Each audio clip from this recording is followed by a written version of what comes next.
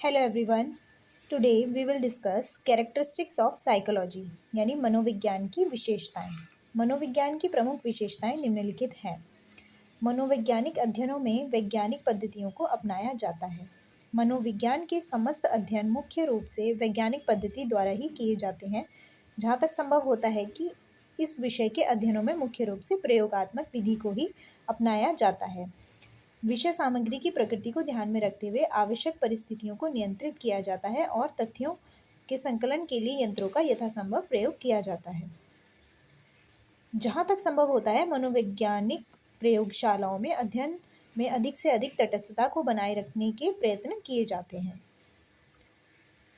मनोविज्ञान में कुछ अन्य विधियों को भी अपनाया जाता है जो अपने आप में वैज्ञानिक गुणों से युक्त हैं। इस प्रकार मनोविज्ञान एक विज्ञान है।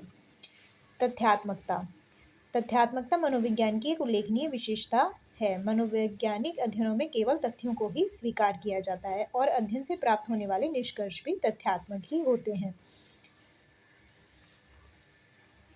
मनोविज्ञान में मानव व्यवहार से संबंधित समस्याओं का क्या है के रूप में अध्ययन किया जाता है। मनोविज्ञान को क्या होना चाहिए से कोई मतलब नहीं है। मनोविज्ञान मूल्य आदर्शों की बात नहीं करता।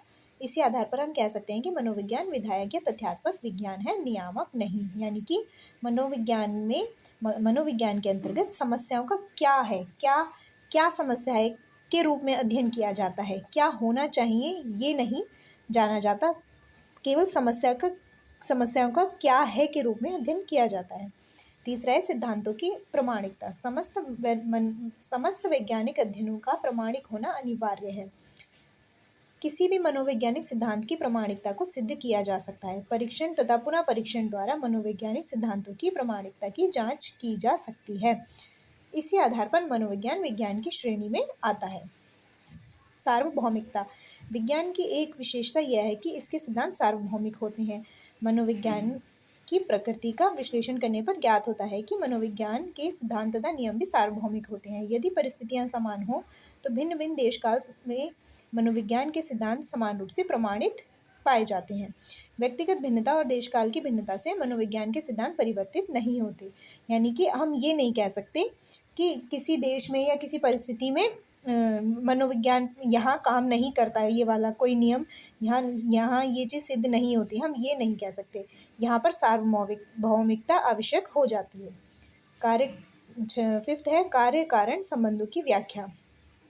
मनोविज्ञान अपने क्षेत्र में घटने वाली सभी घटनाओं के विषय में विद्यमान कार्य कारण संबंधों को ज्ञात करता है। अर्थात इसका मतलब ये है कि किस कार्य का कारण क्या है, उसमें क्या संबंध है, ये ज्ञात करने की कोशिश की जाती है। मनोविज्ञान ज्ञात करता है कि किसी विशिष्ट व्यवहार का कारण क्या है। कार्य कारण संबंधों को ज्ञात करके इन्हीं के आधार पर सामान्य सिद्धांतों का प्रतिपादन किया जाता है। मनोविज्ञान द्वारा भविष्यवाणी। प्रत्येक विज्ञान जहाँ एक और कार्य कारण संबंधों को ज्ञात करता है, वहीं अपने क्षेत्र में भविष्यवाणी भी करता है। मनोविज्ञान में भी यह गुण पाया जाता है। मनोविज्ञान अपने अध्ययनों के आधार पर मानव व्यवहार के विषयों में समुचित भविष्यवाणी कर सकता है। मानव व्यवहार के विषय में सही भविष्यवाणी करने का परीक्षण किए जाते हैं। मनोविज्ञान की विशेष सामग्री मानव व्यवहार है। मानव व्यवहार कोई स्थूल तत्व नहीं है बल्कि सूक्ष्म है। इस स्थिति में मनोवैज्ञानिक अध्ययनों तथा प्राप्त निष्कर्षों का भौतिक विज्ञानों के अध्ययनों एवं निष्कर्षों से भिन्न भिन्न होना स्वाभाविक ही है। लेकिन केवल इस भिन्नता के आधार पर मनोविज्ञान को विज्ञान की श्रेणी से अलग करना सही नहीं आता। कहा जा सकता है कि मनोविज्ञान एक सामाजिक विज्ञान है। Thank you.